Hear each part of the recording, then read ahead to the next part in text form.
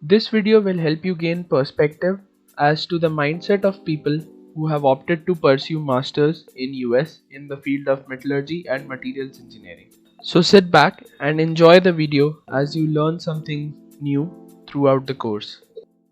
Hi guys, welcome to this YouTube video where this is a panel discussion amongst fellow batchmates who will be joining the Material Science and Engineering department at UCLA starting this fall. We have a wonderful panel out here and I'll be linking down their LinkedIn profiles in the description below. Be sure to check them out. And we have today with us Harshal. Hi everyone. We have Niharika. Hi everyone. We have Dharani. Hi. Okay, so can you guys introduce yourself about a little bit, telling what major were you part of, which college did you belong to, and when are you guys flying out? So we start with Dharani. Yeah, so I'm Dharani. I completed my graduation in 2020 in Metallurgical and Materials Engineering, and I got graduated from NIT Delhi. Nice. Okay, we have Niharika next. Yeah. Hi guys, this is Niharika this side. I am a metallurgical and materials engineer, and I graduated in 2020 from NIT Trichy too. And I'll be flying out on 7th September. Really excited for it. Nice. Harshal. Hi guys, I'm Harshal Sunagra. I completed my bachelor's in metallurgy engineering and material science from IIT Indore. And yeah, I would be flying to LA on 16th of September and would be joining material science and engineering at UCLA. Nice, amazing. So, can you tell me where did you get your admits from, Harshal? So I applied for fall 2020. So that year I got admit from UCLA, Johns Hopkins University, and UCSD, San Diego. Okay. Yeah. Oh, that is amazing. Nice. Niharika, what about you? Right. So even I applied for fall 2020. I remember getting admits from Georgia Tech, from UCLA, from just give me a minute, from Texas A&M, and from Ohio University, and from Penn State. Yeah. Nice. Okay, so you got a lot of admits. Okay, thank you. Next, we move on to Dharani. Even I applied in 2020, and in 2021 I applied for UCLA. So when I applied in 2020, I got admits from Georgia Tech, UCST, University of Pennsylvania, Penn State, University of Florida. And in 2021, I applied for UCLA. Then I didn't apply. This time I applied for UCLA. Okay, all right. So moving on, a lot of good admits to hear about. It'll be tough talking to you about why did you choose UCLA. And I'm sure you guys must have had a tough time in deciding that too. So before we move on to the next question, I would just like to tell you that Niharika with two other people has co-founded the hello.sustainbubble Instagram handle, doing a very profound job in advocating and making life easier for the planet by advocating us to go zero waste and educate us on sustainable green livelihood. So I'll post the link in the description. Be sure to check it out. Okay, so moving on, why did you guys choose to pursue MS over MTech?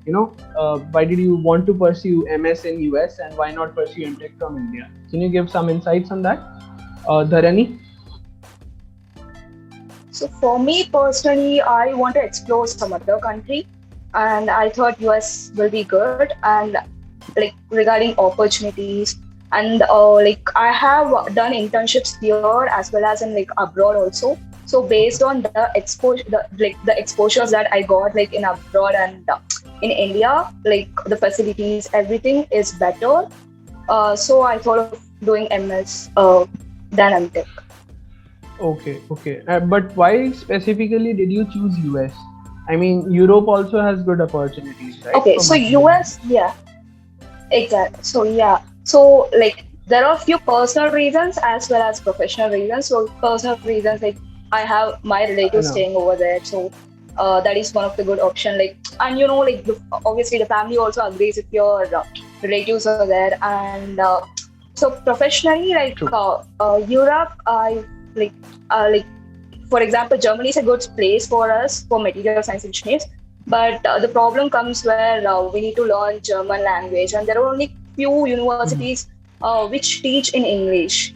Like, and that too, like, so I like it's very hard to find universities which teach English in English particularly. So than that, like in US, a lot of universities where they prefer English, and so for example, like I'll say like RWTH again, like it teaches in English, that only like metallurgy course it teaches, not material science. Material science is in Germany. So in Germany, a lot of universities are like this, where few courses are in English, and like few of our courses are not in English. So based on that, Okay. I thought of going for US. So basically, linguistic barriers was one of the main Yeah. concerns for you. Yeah, exactly. Okay. All right. That is nice. So we move on to Niharika then. Yeah. First coming to choosing MS over MTech.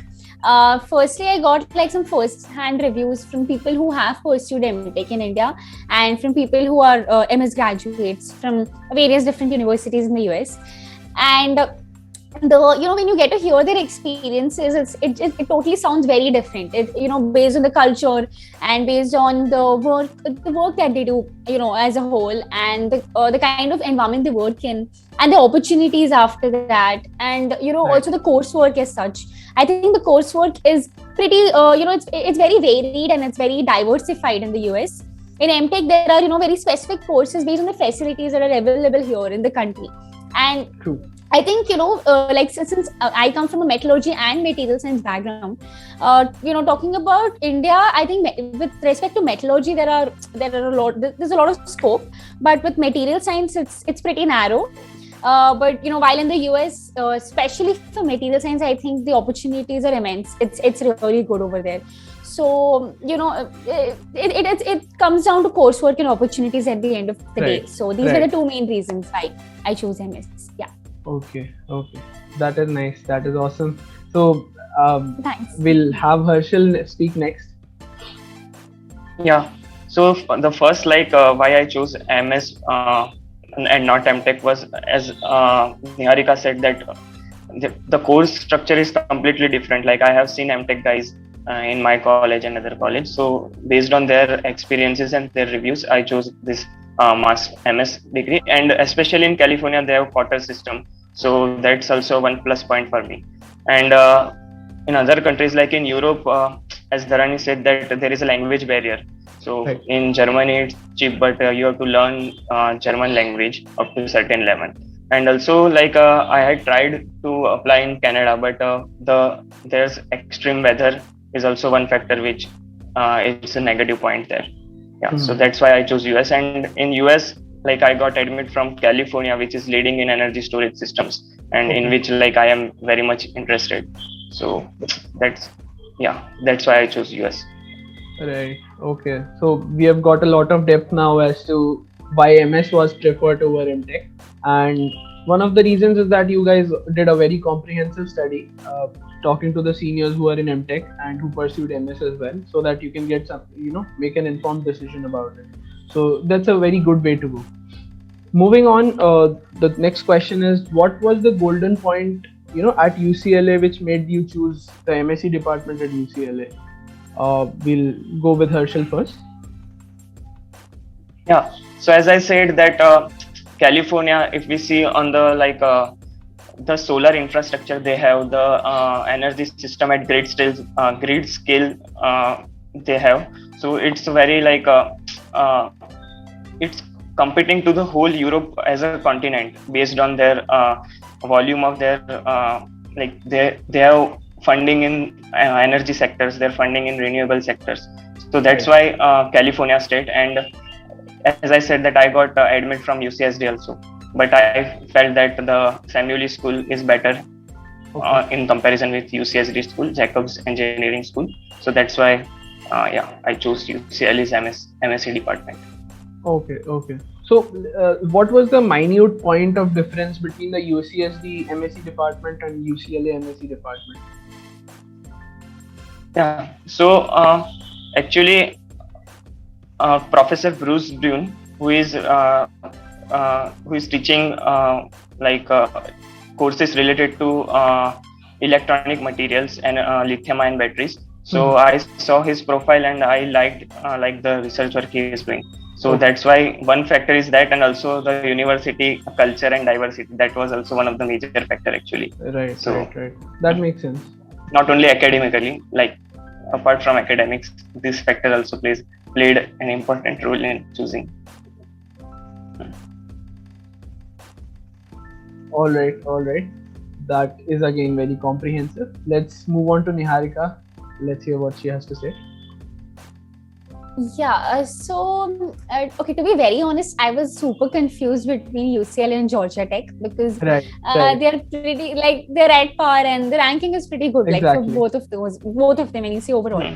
But yeah, again, when I did some specific research with respect to coursework and with respect to professors' research work, mainly, I felt like there are more opportunities in UCLA for me for my domain, which is mostly going to be around electronic materials, and also that there are. This is a point which I'm not sure if all of you know, but there are more funding opportunities in UCLA in general, irrespective of whether you get it or not, but in Georgia, like, there are no TA opportunities, or there are no reading or writing assistant opportunities. It's just research assistant, and only if you get to do a thesis. Right. But in UCLA, there are more opportunities, and also there is another option of doing a capstone project, which was also very impressive. Because I'm looking to work. So yeah, these are the main differentiating factors. Funding opportunities, coursework, and research work, and the courses in my domain. Yeah. Okay. That is nice. Yeah, I mean, GA Tech and UCLA would have been very difficult to, differentiate because considering, as you mentioned, the rankings. But eventually you chose UCLA. We are happy to have you, and let's make the most out of it at LA. Yeah, definitely. Really happy. I think I hope I took the right decision. Definitely. Yeah. Okay. We'll move to Dharani next.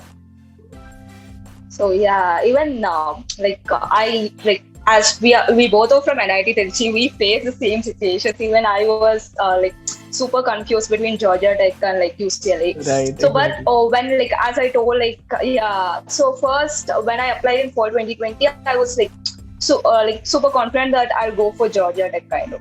Then when I got a chance to apply for UCLA, so then I got so confused. I used to call Niharika to analyze my situations and So it's same, basically the coursework, the funding opportunities, everything. Whatever Niharika said, those were very good points to choose one university. So that is the reason why I chose UCLA. And actually, I mailed few professors in Georgia Tech. So whether if I would have got some funding opportunity or there, because in Georgia Tech we have only one option, that if we do thesis or if we get research assistant, then only we'll get funding. So I tried at least mailing for 10 professors, and all those are they couldn't fund because of the COVID situation. Most of them replied me the same thing. So I was super scared in that situation. It was very scary for me to go to Georgia Tech. So funding is one of the main reasons why I chose UCLA. And electronic materials are many courses offered by UCLA. So it's actually a very good platform for people who are pursuing in electronic materials. So I thought UCLA will be a good option, and especially the location advantage is also there, Definitely. California. So yeah, so the job opportunities in California are way better than the Atlanta side. So I thought it's UCLA will be a better option for me personally. Right. Okay, that is nice. And definitely LA has a multicultural aspect to it, and that we can utilize over Atlanta. Great. So next question which comes is, which domain in the discipline are you going to pursue and why, if you have decided on that? So we'll have Dharani speak first. It's I'm still confused between two domains. That is one electronic materials and mechanics of materials. So mostly I'm inclined towards electronic materials.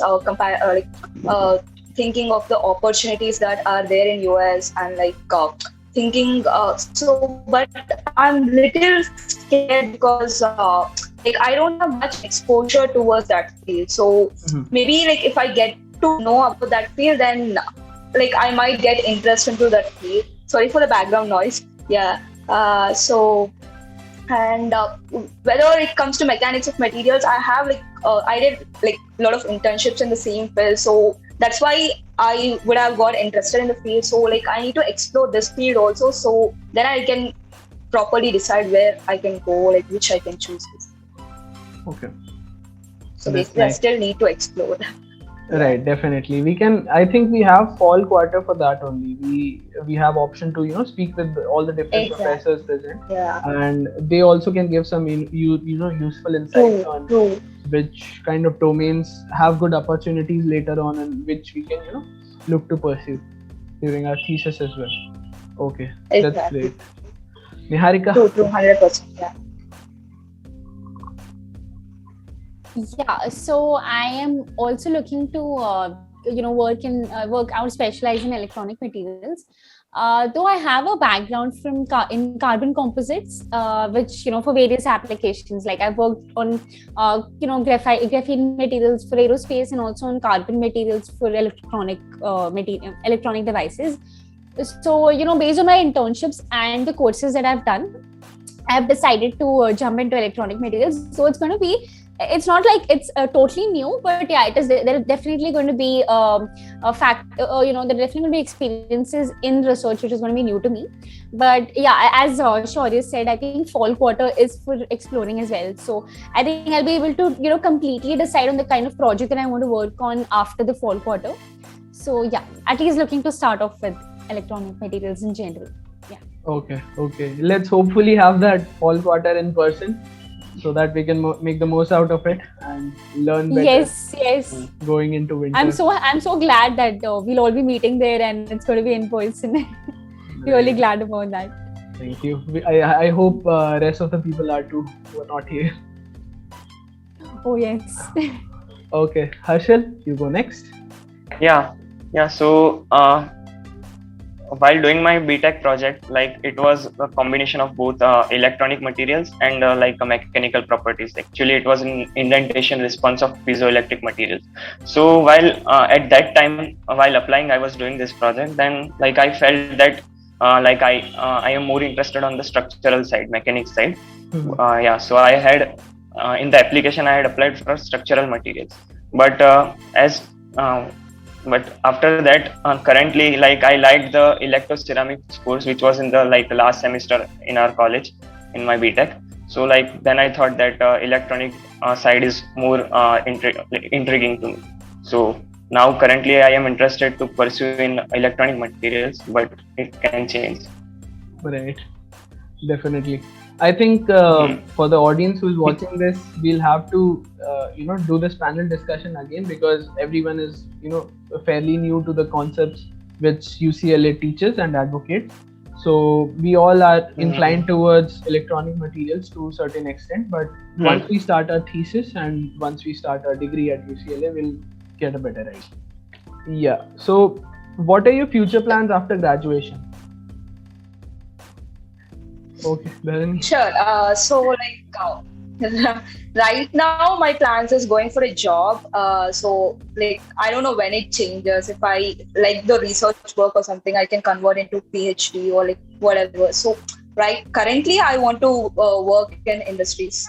So, but Okay. yeah, we don't know when it changes. So yeah. Right. Okay. I know. It's a very big question at the moment. We are not sure, even if we'll be able to start the master's degree in person or not, and we are right away jumping onto the question about future plans. But okay, moving on to Niharika. Do you have an outline of what you plan to do, or still yet to decide? Yeah, like even I am mostly looking to work after our MS, but yeah, it's not like PhD is completely closed for me. It is an option open in just in case, within these 2 years, if I really want to go forward with research, I'll mostly try to convert it to a PhD or look for a PhD option. Okay. Okay. But mostly looking to work, yeah. But it's all very unpredictable with COVID, Right. so No, can't I really say understand. anything. I understand. Yeah. Okay, so moving For on me, to Harshal. yeah, for me, I would be going for industry exposure, and especially if I get some research and development department, that would be like excellent for me. And for PhD, first I would get industry exposure, then only I would proceed with that. So I think, yeah. So Okay. after work experience, I can go for PhD. Right. So are you guys open to, experimental and the computational aspect both of the domain of the discipline for working or for pursuing your jobs after graduation, or is it that you are strictly have a propensity towards computational or experimental? How is it going to be? What are you guys picturizing for that? Actually, let me start. Yeah. So actually, I was working after BTech for 1 year. So like I figured out that I learned that the future is always to incline towards computational models. So like I don't have any experience in that, but I am eager to learn that, and we'll try to go that part of the side, like in that side of the branch, computational one. Okay. Niharika?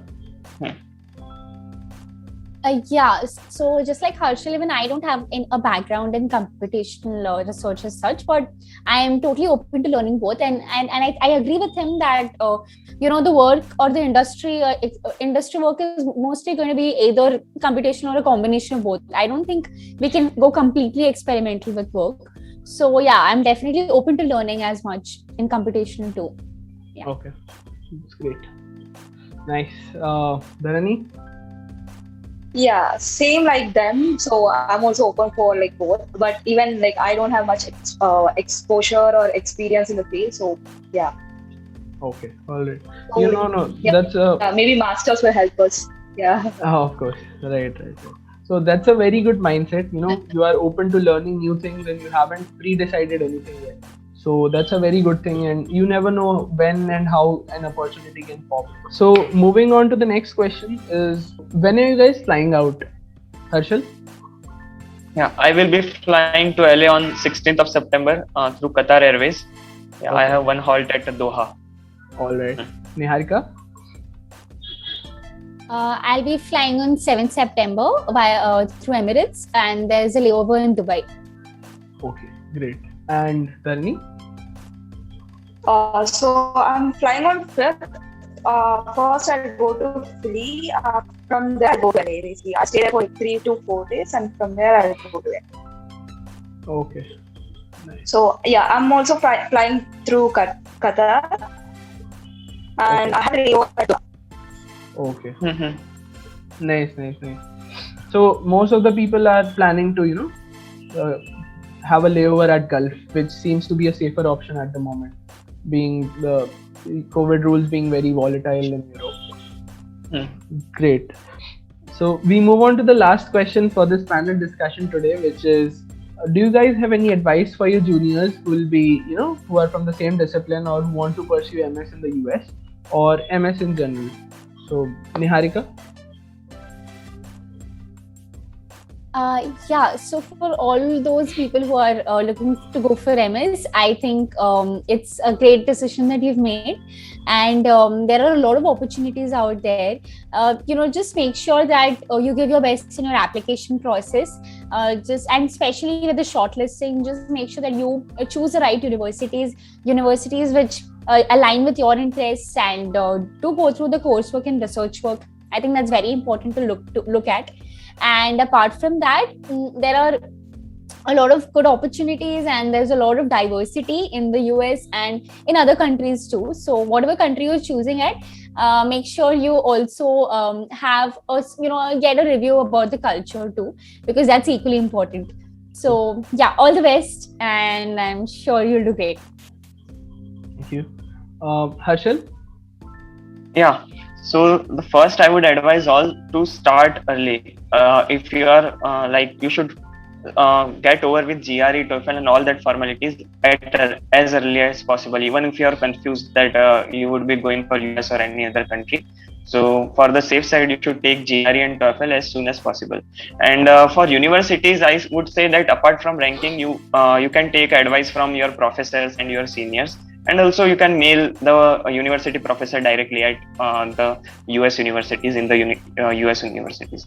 So that would be very helpful. And if you have decided any specialization, then you can accordingly choose university according to that. So yeah, that would be my advice. The most important thing, you should start early so that you will have time to decide, research more regarding the universities and professors. And all the best for your preparation for MS. Yeah, thanks. Okay. Lastly, Dharani? So like whatever Niharika said and Harshal said were actually like very good points. But one more point where I want to include is like improving your connections. Like, so you have LinkedIn is the best platform where you can like increase your connections and like speak to your seniors. So like that is the like first thing I prefer, like, because whether to choose MS or MTech, what Niharika said, like while when she has to choose for MS and MTech, she prefer like reviewing taking reviews from people, right? So that is one of the first option like I prefer also. So better like contact a lot of people, get to know their ideas. So like even like, because different people would have experienced different things, so like their experience will help you in everything. So like, so you won't repeat those mistakes again. And next thing is so like choosing universities, like just make a proper plan, like scheduled plan like before, and get to know like what are the deadlines of your university, so that you won't like miss out those deadlines, and like complete everything before that. So that was the mistake I did personally. Like I missed out UCLA deadline because I couldn't complete my TOEFL exam before before the deadline of that. So like I personally recommend like complete all these exams and like keep everything ready, like SOP, everything ready before the application process, before the deadlines. Like there are like early deadlines for UCLA and UCB. Like all these will end in November 30th or like December 1st or something. So it's better like keep everything ready before the deadlines. This will be my suggestions. All the best for your future. I hope I'll meet a lot of juniors in UCLA. Great. So that is great advice, all you three people. And fun fact is that I met all the three of you on LinkedIn and WhatsApp. So LinkedIn is a very imperative tool and it's very underrated here in India. But in US it works just fine. So make sure to update your profile and be ready with it when you need it the most, as soon as you land in the US. Okay. So with that, we are through with this panel discussion. I would like to thank all of you for giving your time on a Sunday night. Thank you for being here on such a short notice. Thank you for doing this. It was great talking to you.